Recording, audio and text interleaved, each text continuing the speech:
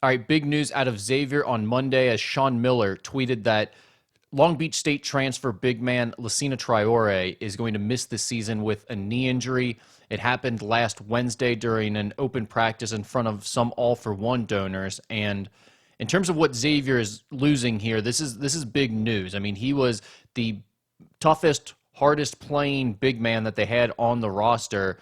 Definitely their most physical player. He was expected to start. There was no doubt he was going to be their starter going into the season with likely average, over 20 minutes per game. So definitely a big role in terms of what you now have to replace. But he was so important because of his approach, the style that he played with, a tough defender. He can really move his feet, which is not only important in Xavier's defensive scheme, but any defensive scheme. Having a big man who can move his feet and guard ball screens is always a valuable piece to have, and he was that type of guy. He was also the best rebounder on the team, and so Xavier was trying to improve their rebounding from a year ago. He was expected to be a big part of how they were going to do that, so losing him is definitely costly in that area. Now, he's not a prolific scorer on the offensive end. He's not the most skilled player in the world. He wasn't going to look for the ball probably a lot on the offensive end, but he was finding ways already during preseason practice to fit in with Xavier's system and be productive, whether that be ducking in so he can clear out the lanes for other drivers, or getting drop-off passes to where he could get fouled or finish right underneath the rim. Again, not a ton of skill to his game, but I think he would have found ways to be productive within Xavier's system. And so this is just really a big blow for the Musketeers, without a doubt. So what is the impact of losing Lassina Traore? Well, I think you got to start with the lack of front court depth now. I think going into the season, we were looking at the front court and saying, well, they have options. They can do a couple of different things here. They have some flexibility with their lineups. Now, all of a sudden, you don't really have that. In fact, I feel like it would be difficult to start Zach Freemantle and John Hughley together. Whereas we were talking about, maybe you could play Zach Freemantle at the 4 and Lassina Traore at the 5, or maybe you could go small and start one of the other hybrid guys at the forward spot and start either Freemantle or Traore at the 5.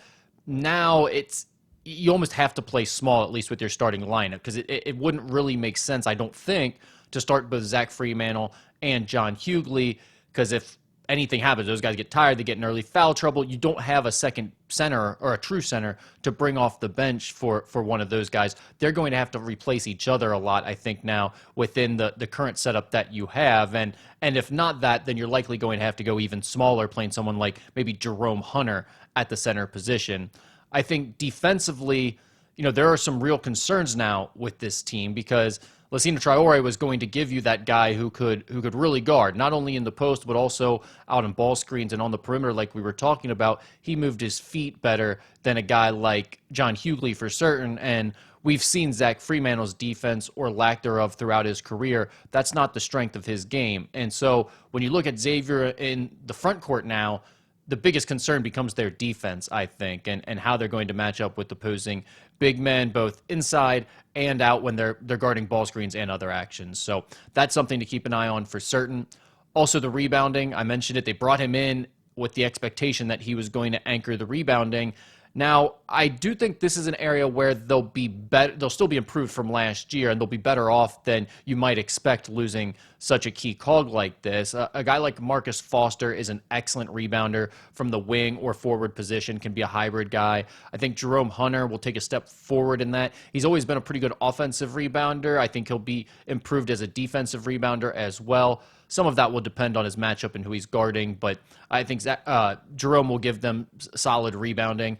Zach's always been a pretty good rebounder as well, sometimes really good. So in terms of the rebounding, I think they can make up for that to some extent. Dalen Swain, another guy that's going to contribute. Just the age and experience of this team should make them physically tougher and better at rebounding overall. But there's no doubt losing Lassina Traore is going to impact them. They went from being a team that looked like rebounding was likely to be a strength this year, unlike last season, and now it becomes more of a question mark for certain. So the final thing that I would wrap up with in terms of the impact of losing Lassina Traore, and this one is probably the most underrated right now in terms of what I've seen coverage-wise or the fans talking. I think one thing that you can't account for, or at least you don't account for when you're looking at stats and how you're going to make up the loss, is his ability to push Zach Freemantle and John Hughley every day. And you may say, well, those are two experienced players. They should be pushing themselves. They should already be playing hard. Well, yeah, okay, that's a fair argument. But to this point in their career, that hasn't always been the case. Like John Hughley is trying to work himself back into shape. Well, when Lassina Traore is out there on the court with him, he doesn't have the option to play hard or not. He gets exposed every single time he doesn't play hard. He's not running as fast as he can because that's the strength of Lassina Traore's game. And same thing with Zach Freeman. He hasn't always been the most diligent practice player, the best practice player, and he's trying to work himself back after missing an entire season last year and the multiple foot injuries he's had. So to me, having a guy like Lassina Traore in the mix every day in practice was important because, one, he exposed those guys and pushed them when they weren't at their absolute best, but also now those guys know that they're going to be relied upon. There's no carrot to dangle in terms of, well, if you don't get it together, if you're not at your best every night, if we can't rely on you, then you're just not going to play because we already have two other starting big men that we can play there. It's just going to be difficult for the coaching staff to do that. Now, you'd like to think that won't matter. You'd like to think these guys will approach it professionally and have a really good season, and that may be the case. But I just know when you have a guy like Lassina Traore who just brings it, that's his superpower. He has 100% effort and energy every single day.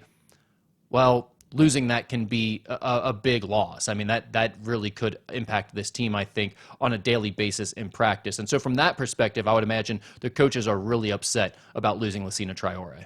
All right, so what will Xavier do? We've talked about the options that they have and how this is going to impact them, but what is the plan of attack now that Lassina Traore is out of the lineup and isn't going to be available all season?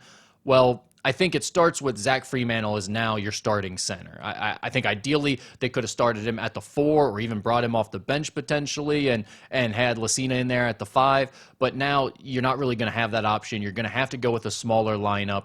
Zach Freemantle starts at the 5. And then you have some hybrid guys. This is one of the strengths of this team. You have some depth at those hybrid positions, the small forward, power forward type guys that could play either spot. Dalen Swain, Marcus Foster, Jerome Hunter are the main guys there. But also Cameron Fletcher, don't forget about him. He's coming off back-to-back ACL injuries each of the last 2 seasons at Florida State. So they're going to take their time working him back. I don't know how many minutes he'll be available for early on. And I don't know how many minutes you'll want him to play early on this season, but that is another body to consider, and he's that similar type of player, good length and athleticism and size, 6'7", 6'8"-ish, and can play either of the forward spots, really. So that might help them out, again, as they get into the season. If they need a little bit more depth, he can help them there. But, again, I think the biggest thing is it's going to be tough to play with 2 centers, so Hughley and Freemantle likely not playing much together. Then I like the idea of Dalen Swain and Marcus Foster playing together a lot now. These are 2 guys that I think are 2 of the best players on the team. They have flexibility, they have versatility in terms of who they can guard, what they can do offensively, but then also both of them can rebound. Marcus Foster is a really good rebounder. I think he's one of the strongest players on the team, if not the strongest. And then Dalen Swain, we know about his athleticism. He had some great moments, especially on the offensive glass as a rebounder last year, and I think he's only going to improve on that. So those 2 guys playing more minutes, starting together, playing in the same lineups together, I like that idea. I don't think that's a bad thing for Xavier. The concern is just that you're now not as deep, and when you have to match up with opposing front courts that are bigger, you're going up against centers that are going to put you in foul trouble, or where you just need more size to rebound and defend. That's where I think you're going to run into more issues now for the Musketeers. But initially, in terms of the lineups, I think they'll have that figured out. I think they do have enough depth still in terms of overall players that they can get through it. They're not going to be relying on just 6 or 7 guys to get through games. But when it comes to that front court, there isn't going to be a lot of depth. Foul trouble is going to be a concern. Inability to rebound, inability to defend against certain matchups could be a concern now without Lassina Traore. But that's essentially what I think you'll see. Smaller lineups, a lot more Zach Freemantle at the center position, and then Jerome Hunter also backing him up at that center spot a little bit more too when John Hughley or Zach Freemantle isn't playing there at the center. So that's where everything is at right now. I think that's where it stands, and that's how Xavier will proceed following the injury to Lassina Traore. Now, the good news for us is that we're going to get to see these guys on Friday night at Musketeer Manor, so we'll see an inter-squad scrimmage there. That won't probably tell us as much, but then on Sunday, we'll get an exhibition game that is as real game-like as you can get when it comes to exhibitions, because it's at Dayton, it's a sold-out crowd, it's going to be on TV. You know, the coaching staffs, both sides, aren't going to play this game like it doesn't matter and just running lineups in there willy-nilly and saying, oh yeah, we'll just go into a zone for this possession or whatever. It's not going to be like that type of secret scrimmage situation. This is going to be much more game-like. And so from that perspective, it'll be fun for Xavier fans to see what are they going to do now without Lassina Traore. We'll get our first view of that on Sunday. So appreciate you guys watching this, and we'll talk about it more on the message board.